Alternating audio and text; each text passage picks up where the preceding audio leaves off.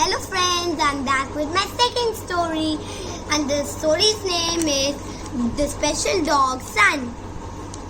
Now let me read it out. On a beautiful morning at the beach, there lived a dog named Sun in its secret house.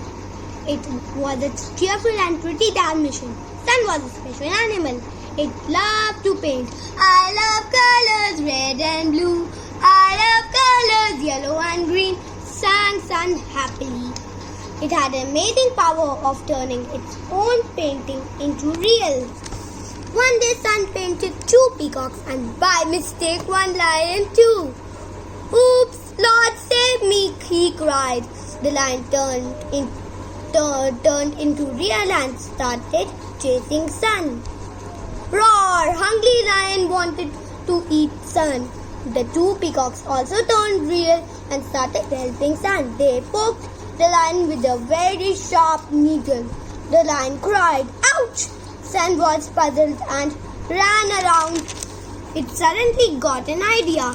It dashed to its secret house and wiped out the lion from its painting with a white paint. The lion disappeared for good. Sun sighed and thanked the 2 peacocks. Poor Sun had a narrow escape. How did you find the story?